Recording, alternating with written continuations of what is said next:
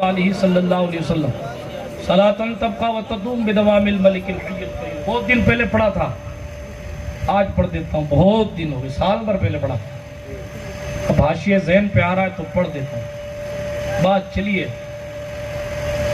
अपनी रूह को ताज़ा करने के लिए अपने लिए तोशा आखिरत समझ के पढ़ देता हूँ। शफीक बिन इब्राहिम बल्खी कहते हैं कि एक मरतबा मैं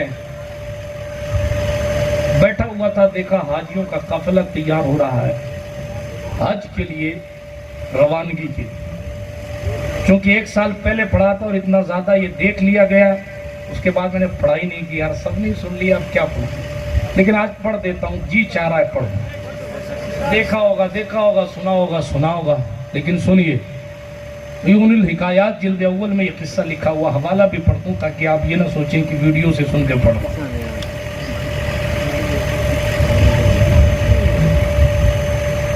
शफीक बिन इब्राहिम बल्खी कहते, लोगों का जमावड़ा मैंने देखा कि लोग जा रहे हैं हज के लिए। बल्ख खुरासान का एक शहर है,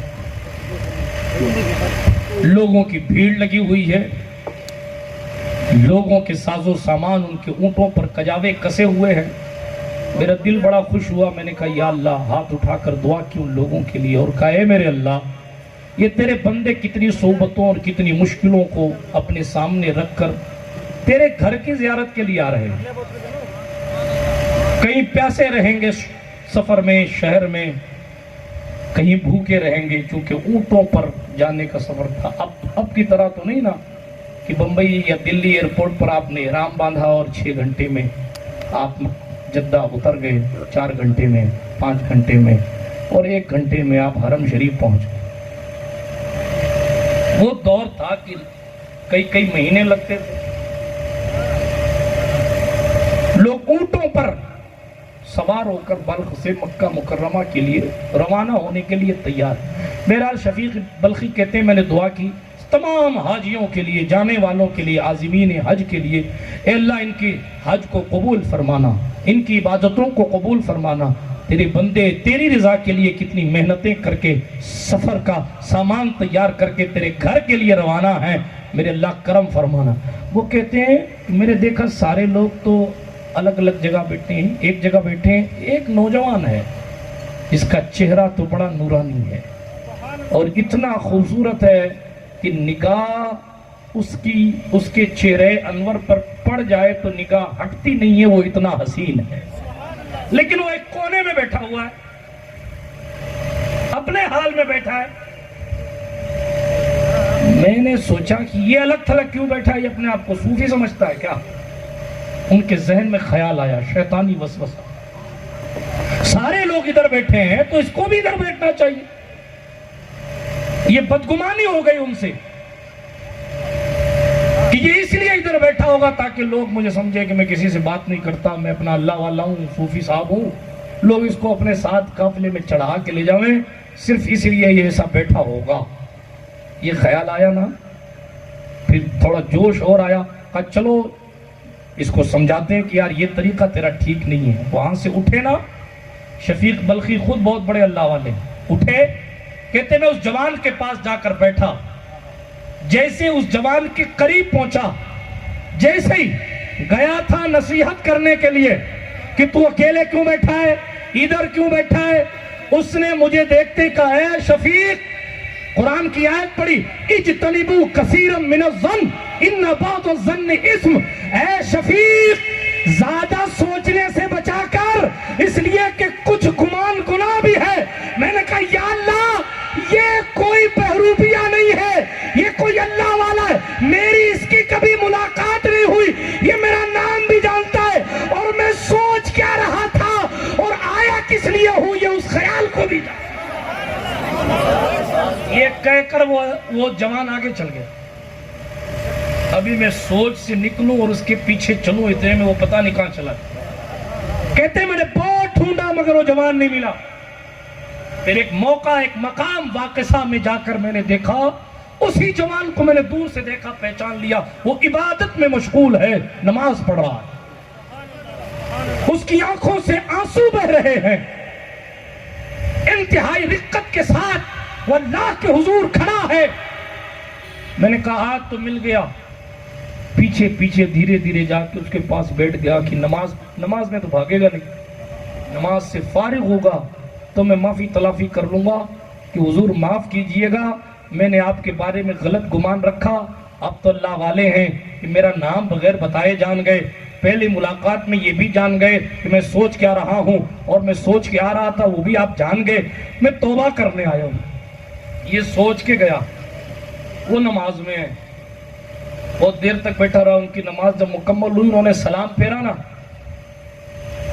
जैसे ही सलाम फेरा फारिग हुए इबादत से, पलट के कहा शफीक वो इन्नी लगफ़ारुल लिमन ताबा व आमना व अमिला अमलन सालिहन सुम्मा इहतदा औ कमा क़ाल अल्लाह ताला फिल कुरानिल करीम। फिर कुरान की आयत पढ़ी, सोच के आए थे कि तौबा करूंगा उनके हाथ पे जाके, और वो जवाब में कह रहे हैं ये कुरान की आयत पढ़। अल्लाह फरमाता है बेशक मैं जरूर उस शख्स को बख्श दूंगा जो तौबा कर लेगा, ईमान लाए, अच्छा काम करे और फिर हिदायत पर रहा, मैं उसको बख्श दूंगा। अल्लाह फरमा रहा है। ये कहकर वो जवान फिर आगे चला गया। मैंने कहा या अल्लाह, ये फिर चला गया। लेकिन ये है अब्दालों में कि 2 बार ऐसा हो गया कि इधर सोचा उधर बता दिया। कहते वक्त गुजरता रहा, फिर नहीं मिला, मंजिल तय होती रही, मकाम रिबाल में पहुंचा। वहां हमारे काफिले ने पड़ाव डाला हुआ था, सारे लोग उतरे, ठहरे, पड़ाव डाला हुआ था। अब मकाम रिबाल में पहुंचकर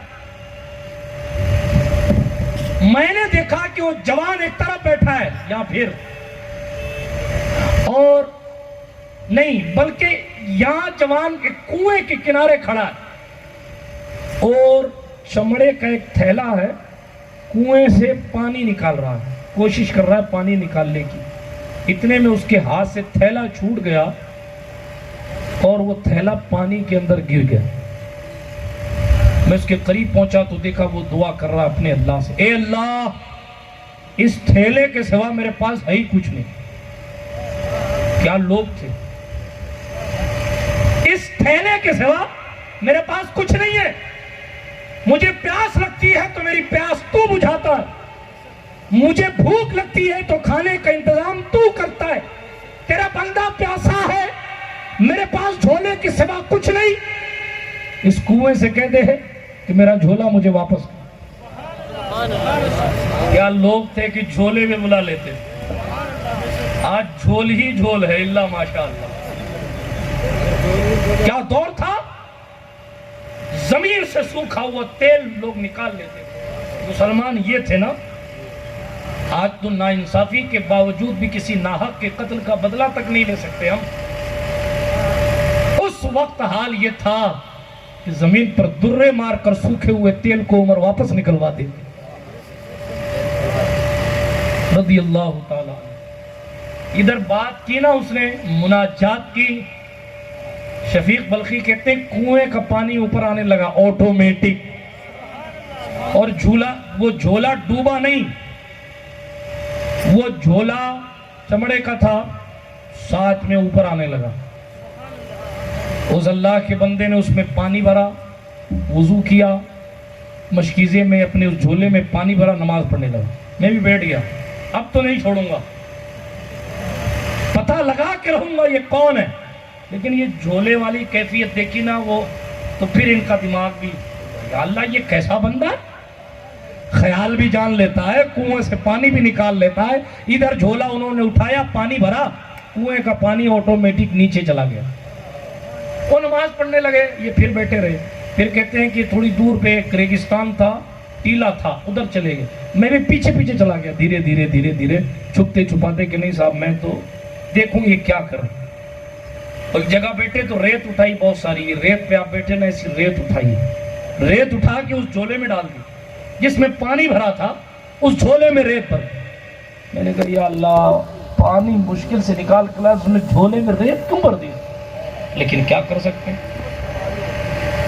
धीरे धीरे अदब के साथ अस्सलाम वालेकुम, वालेकुम अस्सलाम। कहा हजरत अल्लाह ने जो आपको रिस्क दिया है ना, उसमें से थोड़ा मुझे भी दो ना। मना करने वाली शान तो थी नहीं ना। ये नहीं कहा यार इतना सा पानी है मैं क्या तुझे पिला दूंगा, क्या मैं रखूंगा, नहीं। हाय हाय, रेत डालते कहते शफीक बल्कि मैंने देखा था, फिर भी मैंने कहा हुजूर मुझे अता करें। वो कहते लो और सुनो शफीक, अल्लाह रब्बुल इज्जत की बारगाह में नाशुक्री मत किया करो। अल्लाह हर आन हर लम्हा अपने बंदे पर नेमतें रहमतें नाजिल फरमाता है। कोई ऐसी घड़ी होती ही नहीं है जिस घड़ी उसकी नेमतें बरस ना रही हो। कोई नहीं घड़ी ऐसी होती। कम से कम आपकी आंख दिख रही है, ये भी अल्लाह की नेमत बरस रही है। आपके कान सुन रहे हैं, अल्लाह की नेमत बरस रही है। आपको अल्लाह रब्बुल इज्जत ने चलने की ताकत दी, उसकी नेमत तो है, बात दूर निकल जाएगी। इस तरह की नसीहत फरमाई और झोला उनके आगे किया, लो पी लो। शफीक बल्खी कहते हैं मैंने जैसे ही पिया मेरे सामने पानी निकाला गया था, मेरे सामने रेत भरी गई थी, लेकिन मैंने देखा वो तो शक्कर सत्तू है, इंतहाई मीठा शरबत, जैसे कि उसमें सत्तू और शक्कर घोलकर वो शरबत तैयार किया गया हो। मैंने ऐसा लजीज कभी नहीं पिया। और कहते शान ये है उस पानी की कि उसके पीने के बाद कई दिन तक मुझे भूख भी नहीं लगी, मुझे प्यास भी नहीं। लेकिन वो आगे निकल गया। फिर मैंने नहीं पूछा कि हजरत आप कौन है, आगे निकल गए। कहते यहां तक के हमारा काफिला मक्कतुल मुकर्रमा पहुंच गया। सुभान अल्लाह। मैं जब हरम शरीफ में दाखिल हुआ तो मैंने देखा वही जवान एक कोने में इबादत कर रहा और रो रो कर इबादत कर रहा, गिरिया वजारी कर रहा है, आंसू रुखसार पर बह रहे हैं, सर झुका हुआ है, अकेले कोने में इबादत में मसरूफ है। सारी रात उस बंदे ने इबादत में गुजारी, तवज्जो रखिएगा, सारी रात इबादत में गुजारी। फजर का वक्त करीब हुआ, तिलावत कर रहे थे, फजर की नमाज पढ़ी और फजर की नमाज के बाद उन्होंने तवाफ किया बैतुल्लाह शरीफ का। और तवाफ करने के बाद वो हरम शरीफ से बाहर निकलने लगे। मैं भी उनके पीछे पीछे था। उनकी इबादतों को देखकर दिल को सुकून मिल रहा था, उनके चेहरे को देखकर दिल को करार आ रहा था। तजस्सुस ये था यार ये है कौन। मैंने इतनी बातें देख ली, इतनी चीजें देख ली, मगर ये जवान कौन है, इसकी शान तो इतनी बुलंद है, मगर ये है कौन। कहते हैं वो जैसे ही हरम से बाहर निकलने लगे तो लोगों की भीड़ आई, कोई हाथों को चूम रहा है, कोई झुक के सलाम कर रहा है, कोई सलाम कर रहा है। अल्लाह अकबर। मैं जब करीब हुआ और उन सलाम करने वाले लोगों में से किसी एक से पूछा कि ए अल्लाह के बंदे जरा मुझे ये तो बता, ये हसीन जवान कौन है, एक खूबसूरत चेहरे वाले कौन है जिनका लोग इतना एहतराम कर रहे हैं, इनका हाथ चूम रहे और हरम शरीफ में इनकी इतनी तकरीम हो रही, ये कौन है। कहा नहीं जानते इनको। कहा नहीं जानता। कहा ये इमाम मूसा अल काजिम है, जो इमाम जाफर के बेटे हैं, जिनके बाबा मोहम्मद बाकिर हैं, जिनके बाबा ज़ैनुल आबिदीन हैं, जिनके बाबा हुसैन इब्ने अली है, जिनके बाबा अली है जरे कर्रार है। वो कहते हैं खुदा की कसम ये जो कुछ मैंने देखा है यकीनन इसी खानदान का है, इसलिए कि ये फातिमा ज़हरा की नस्ल है कि कुदरत ने जिसे इतने मकाम से इतने मकाम पर सरफराज फरमा रखा। सुभान अल्लाह सुभान अल्लाह। सुन्नत ने कहा तेरी नस्ल पाक में है, बच्चा बच्चा नूर का, तू है आयने नूर, तेरा सब घराना नूर का। ये मूसा काजिम है, इमाम जाफर के बेटे, इमाम बाकिर के पोते, इमाम ज़ैनुल आबिदीन के पड़ पोते, इमाम हुसैन के लकड़ पोते, मौला अली के सकड़ पोते। अहले बैत में एक नाम मूसा अल काजिम का है। एक बात बताऊं, हुसैन की औलाद है, बात शोदाए करबला की चली, उसी ज़ैनुल आबिदीन की नस्ल से हैं जिन्होंने करबला की तारीख में अपने मालिक को राजी करने के लिए सब्र और तहम्मुल का मुजस्समा बनकर इस्लाम की तरफ से जंग की, सब्र किया, वो इमाम ज़ैनुल आबिदीन अकेले पलटे, लेकिन उनके अकेले के ख़ानदान में अल्लाह ने ऐसे ऐसे रखे, ऐसे ऐसे, जो कुओं से पानी निकालना छोड़िए, कुओं के पानी को ऊपर बुलाकर अपनी थैलियां वो पानियों से निकाल लेते हैं। ये ख़ानदान इमाम हुसैन की नस्ल पाक का एक शहजादा है। मैं किन किन लोगों की बात करूं, चूंकि इनकी ताज़ीम और तौक़ीर से कब्र मुनव्वर होती है, जिंदगी और आखिरत भली होती है, दुगने तिगने इनामात बल्कि अपनी औकात से ज्यादा खानदान रिसालत की खिदमत से मिल जाता है। पैगंबर इंसानियत सल्लल्लाहु अलैहि वसल्लम से कुदरत ने यही कहलवाया, ऐ महबूब आप फरमाएं, ये तबलीग दीन पर मैं तुमसे कोई बदला नहीं मांगता, मगर इतना ख्याल रखना कि मेरे कराबतदारों से मोहब्बत रखना, मेरे रिश्तेदारों से मोहब्बत रखना, मेरे कराबतदारों से मोहब्बत रखना। यही मोहब्बत रखने का हुक्म कुरान ने दिया। सरकार इमाम शाफी ने इसीलिए कहा, अहले बैत तुम्हारी मोहब्बत हम पर फर्ज की गई है कुरान मुकद्दस के जरिए। इस आयत करीमा के जरिए बिरादरान मिल्लत इस्लामिया अर्ज ये कर रहा था, पैगंबर इंसानियत सल्लल्लाहु अलैहि वसल्लम के खानदान को अल्लाह ने बेमिसाल बनाया। क्यों बनाया? इसलिए